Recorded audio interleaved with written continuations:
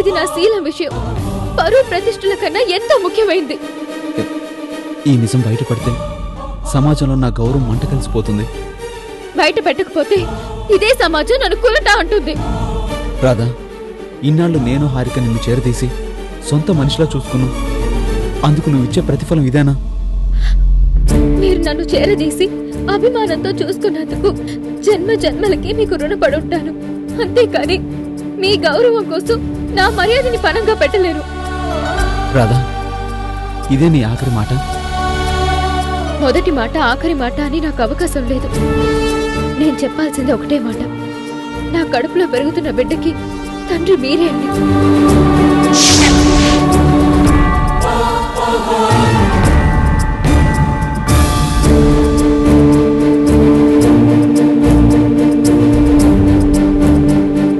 Please Radha, అనుకోకుండా జరిగిన తప్పుకి స్వర్గం లాంటి నా ఇంటిని నరకం చేయొద్దు.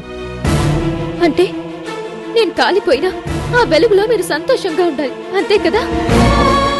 కనీసం టెడ్డీ మొహం చూసైనా మీ బిడ్డ కోసం నా బిడ్డ భవిష్యత్తుని బలి చేయమంటారు. అలాగే అలాగే మీరు నిశ్చింతగా ఉండండి. అంటే నువ్వు ఈ నిజాన్ని బయట పెట్టను. మీ ఉప్పు తిన్న పాపానికి నిప్పు లాంటి ఈ తప్పుని నా కడుపులోనే దాచుకుంటాను. ఈ కట్టెలో కాలిపోయినా ఈ నిజం బయటికి రాదు.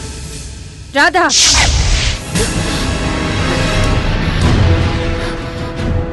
రాధా, నేను విన్నది నిజమేనా? నువ్వు నెల తప్పిన మాట వాస్తవమేనా? అమ్మా రాధా, ఏంటమ్మా ఇది? నీ గురించి నలుగురు నానా రకాలుగా మాట్లాడుకుంటుంటే విని భరించలేక నిజమేంటో తెలుసుకుందామని సరాసరి నేనే వచ్చాను. చెప్పమ్మా, ఏంటమ్మా ఇది? చెప్పమ్మా, చెప్పు. వాంతులు చేసుకోవడాలు, పుల్ల నారింజాలు తినడం నిజం కాదా?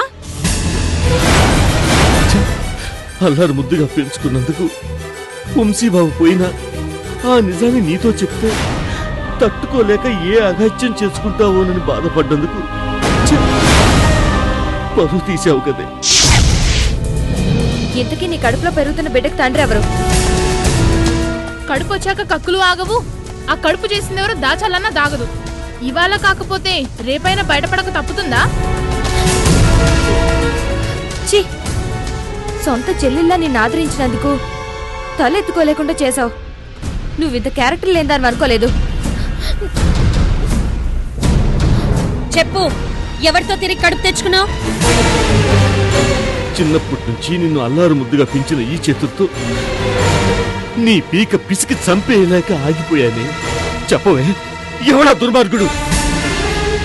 పక్క పరిచినప్పుడు లేని భయం 10 మందికి చెప్పడానికి వచ్చిందా? చెప్పవే. చెప్పు. చెప్పు రాధా, చెప్పు చెప్పు చెప్పు చెప్పు చెప్పవే. చెప్పు రాధా, చెప్పు. చెప్పు రాధా, చెప్పవే. చెప్పు.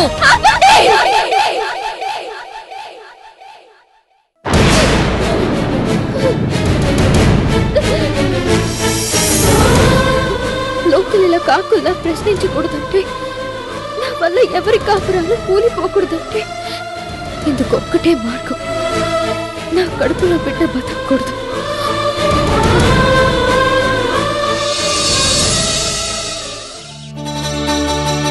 పళ్ళండి, పళ్ళు, బొప్పాయి పళ్ళు, ద్రాక్ష పళ్ళు, బత్తాయి పళ్ళండి. పళ్ళండి, పళ్ళు, తాజా పళ్ళు. ఓ పళ్ళబ్బాయి, ఆగు. పళ్ళై పళ్ళు, తాజా పళ్ళమ్మా.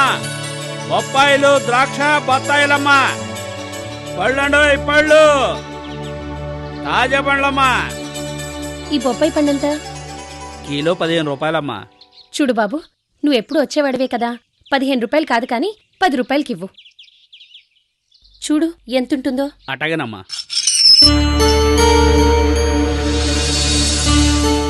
ఇదేంటి పిచ్చిపిల్ల బొప్పాయి కొంటుంది? అయ్యయ్యో, మహాలక్ష్మి ఏం చేస్తున్నావు? నాకు బొప్పాయి పళ్ళంటే ఇష్టం కదా, అందుకని. అమ్మో, సమయానికి నేను చూశాను కాబట్టి సరిపోయింది. ఓ అబ్బాయి, బొప్పాయి వద్దు, గిప్పాయి వద్దు. మహాలక్ష్మి, నువ్విలారా. ఎందుకు? నువ్విలారా, నేను చెప్తాను. ఇట్లాంటి మాతలుంటే మా బేరాలు సాగినట్టే. ఏంటన్సూయమ్మ గారు, నాకెంతో ఇష్టమైన బొప్పాయి పండుని కొనీయకుండా ఎందుకు చేశారు? ఓసి పిచ్చిదానా, కొననీయకుండా కాదు కొనకూడదని తీసుకొచ్చాను. అవ్వా, కడుపుతో ఉండి బొప్పాయి పళ్ళు తింటావా? ఏ తినకూడదా? తింటే ఏమవుతుంది? ఏమవుతుందని మెల్లగా అడుగుతున్నావా? బొప్పాయి పళ్ళు వేడి, ఉష్ణం. కడుపుతో ఉన్నప్పుడు బొప్పాయి పళ్ళు తింటే ఆ వేడికి కడుపులో ఉన్న పిండం కరిగిపోతుంది. పూర్తిగా రూపుదిద్దుకోకముందే ఆ రూపం కాస్త జావగారిపోతుంది.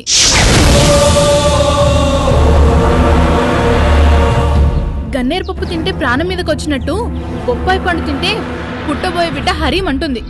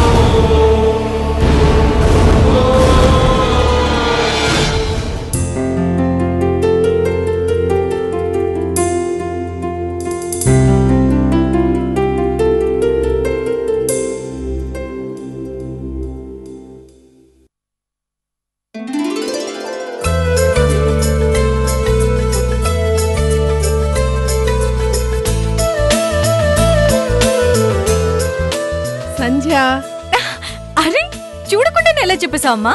నీ చేతి స్పర్శ నాకేం కొత్త కాదుగా. పో, నీతో మాట్లాడు.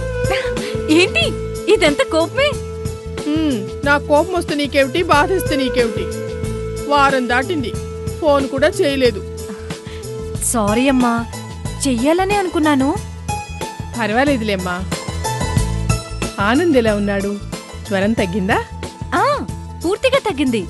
నీరసంగా ఉంటే దగ్గరుండి చూసుకోవాలని ఆఫీస్కి కూడా లీవ్ పెట్టాను. అందుకే రావటానికి కూడా. ఫోన్లేమ్మా, నువ్వు అల్లుడు గారు సంతోషంగా ఉన్నారు, అంతే చాలు. ఏమిటి, మీ నాన్నగారి గురించేనా? ఇంట్లో లేరేంటి? ఎక్కడికెళ్లారు? ఏమడుగుతావులేమ్మా, మీ నాన్నగారు కొత్త వ్యాపకం ఒకటి మొదలు పెట్టారు. కొత్త వ్యాపకమా అంటే? అదే, మీ నాన్నగారు మన కాలనీలో ఉన్న ఆయన లాంటి రిటైర్డ్ అయిన వాళ్ళు రోజు పొద్దున్నే కలుస్తారట. కబుర్లో కాకరకాయలో సాయంత్రం దాకా కాలక్షేపం. స్కూల్లో చేరిన చిన్నపిల్లలు ఒక్కరోజు కూడా డుమ్మా కొట్టినట్టు అన్ని పనులు పూర్తి చేసి టంచనగా పొద్దున్నే వెళ్తారు, సాయంత్రానికి వస్తారు. ఇదమ్మా వరుస. ఆదాయం లేకపోయినా కావలసినంత కాలక్షేపం. బాగుంది. అంటే నాన్నగారికి ఇదో కొత్త రకం ఉద్యోగం అన్నమాట. అలాంటిదేననుకో, అందుకే నేను ఊరుకున్నాను. ఇంట్లో ఉంటే మాత్రం ఆయనకి ఏం తోస్తుంది చెప్పు? నా మొహం ఆయన, ఆయన మొహం నేను చూస్తూ కూర్చోవడం తప్ప. అయితే ఓల్డేజ్ క్లబ్ లాంటి స్థాపించారనమాట. ఇంతకీ వీళ్ళంతా ఎక్కడ కలుస్తారు? అదిగో వచ్చారుగా, మీ నాన్నగారిని అడుగు. నానా ఎలా ఉన్నారు? నాకేం నిక్షేపంలో ఉన్నాను. అవును, కొత్తగా ఏదో ఉద్యోగంలో చేరారట. ఉద్యోగమా? ఉద్యోగమా పాడా? ఏదో ఊసిపోని కాలక్షేపం. ముసలాళం కదా, ఏదో మా కబుర్లు మావి, మా కాలక్షేపం మాది. విన్నావమ్మా సంధ్య, ఇది వరుస. నా సంగతులకి ఏం గాని, అమ్మాయి ఇన్నాళ్ళ తర్వాత వచ్చింది. నీ చేతులతో ఏమైనా చేసి పెట్టావా? పిండి రుబ్బి రెడీగా ఉంది. కాళ్ళు కడుక్కొని వస్తే వేడి వేడిగా దోశలేసి పెడతాను. దోశలు ఏమా గుర్తున్నాయా? అమ్మ చేతి దోశలు స్వర్గానికి బెత్తేడు దూరం నోట్లో పెట్టామంటే. పద చేతులు.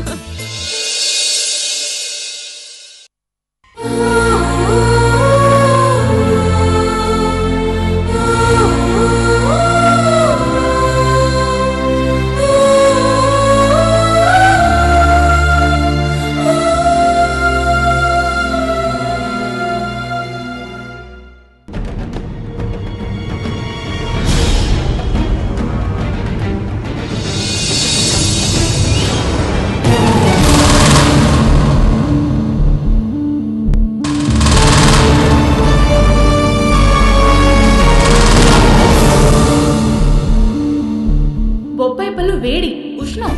కడుపుతో ఉన్నప్పుడు బొప్పాయి పళ్ళు తింటే ఆ వేడికి కడుపులో ఉన్న పిండం కరిగిపోతుంది.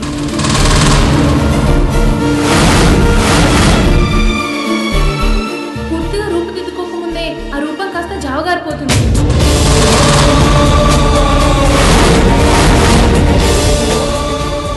చెప్పవే, చెప్పు. ఇంతకీ నీ కడుపులో పెరుగుతున్న బిడ్డకి తండ్రి ఎవరు?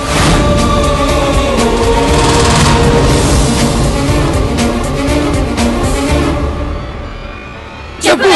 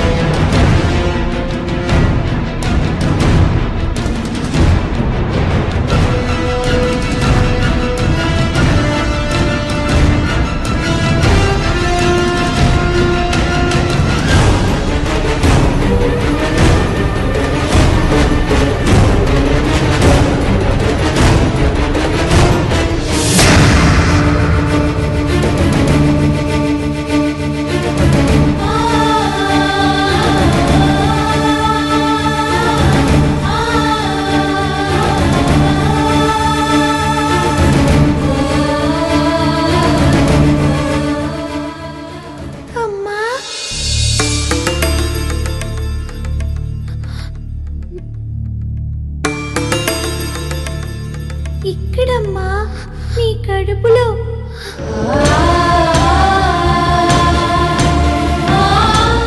నేనేం పాపం చేశానని పుట్టక ముందే నా గొంతు నులిమేస్తున్నావమ్మా.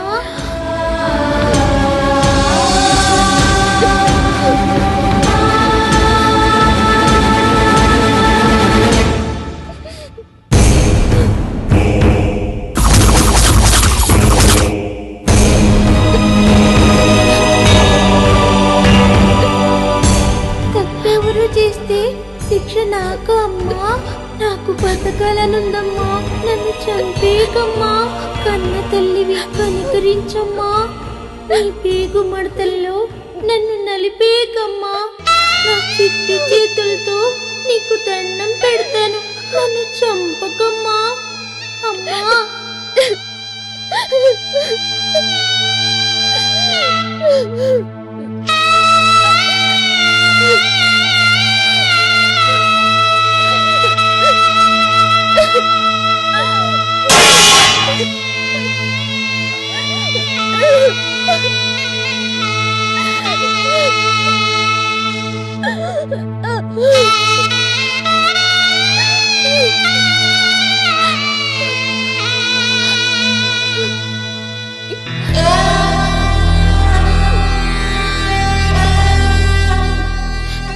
చిట్టి తల్లి, నేను చంపుకోనమ్మా, చంపుకోను.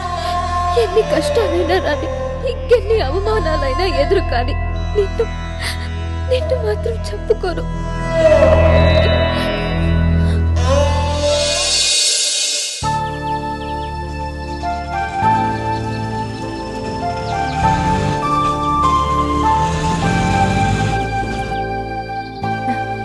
ఏమైంది? ఒక్క నిమిషం మేడం.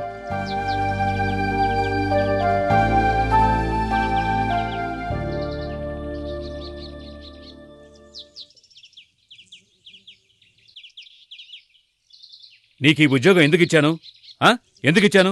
గొడవంలో వస్తున్న లారీల్లో ఉన్న మెటీరియల్ చెక్ చేయడానికి సార్. నాన్న గొంతులా ఉంది. బుద్ధి లేకపోతే సరే, లారీలో ఎన్ని సిమెంట్ బస్తాలు వచ్చి కౌంట్ చేయడం చేత కాకపోతే ఎందుకండి మీరు వేస్ట్? అది కాదు బాబు, లారీ ఎక్కలేక పనాడు చెప్పింది కరెక్టే అనుకుని కౌంట్ చేయకుండానే కరెక్ట్ అని సెక్యూరిటీ బుక్ లో రాశారు. ఇప్పుడు 5 బస్తాలు తగ్గినాయి. 5 బస్తాలు అంటే ఎంతో తెలుసా? 1000 రూపాయలు, 1000 రూపీస్. ఎవడిస్తాడు?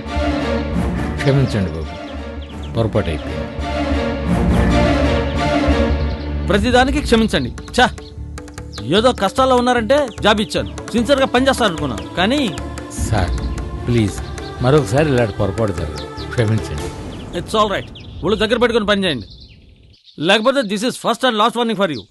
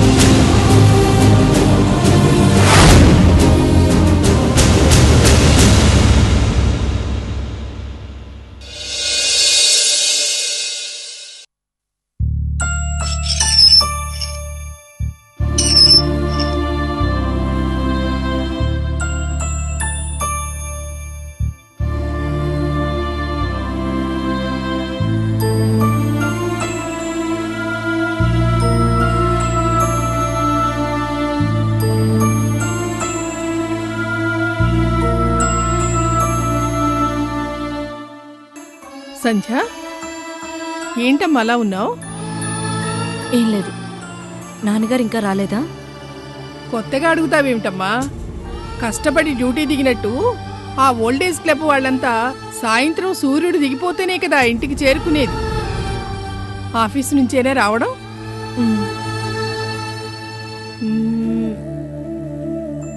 కాఫీ కల్పన?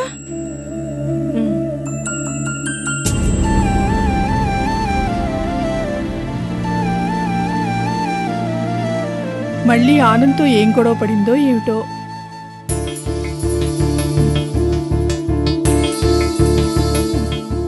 లేకపోతే సరే, లారీలో ఎన్ని సిమెంట్ బస్తాలు వచ్చి కౌంట్ చేయడం చేత కాకపోతే ఎందుకండి మీరు వేస్ట్.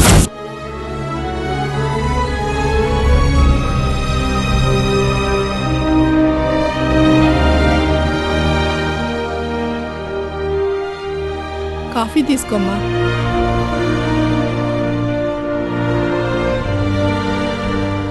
ఆనంద్ బాబు మళ్ళీ ఏమన్నా అన్నాడమ్మా? అదేం లేదు. ఆఫీసులో ఏదైనా గొడవ గాని? జానకి, అరే ఎంతసేపు అయింది మనం వచ్చి? ఇప్పుడే. చూడు, అమ్మాయికి యాపిల్స్ అంటే ఇష్టం, ఓ 2 పళ్ళు కోసి పెట్టరా.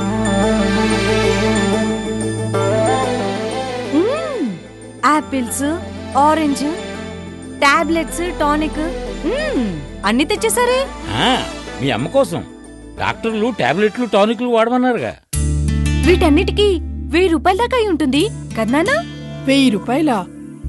అంత డబ్బు ఎక్కడదండి?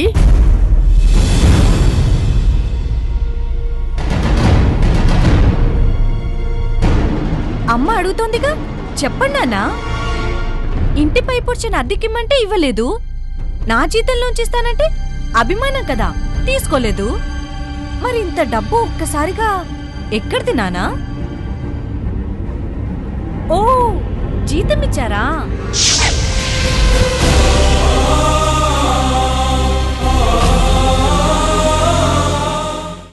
వీటన్నిటిని కొనుక్కొచ్చింది ప్రభుత్వం వాళ్ళు ఇస్తున్న కాలక్షేపం శాలరీలోంచి కాదమ్మా, ఆ కన్స్ట్రక్షన్ సైట్ లో చేస్తున్న నౌకరికి ప్రతిఫలంగా ఇచ్చిన జీతంలోంచి. అమ్మా సంధ్య, మాట్లాడుతూ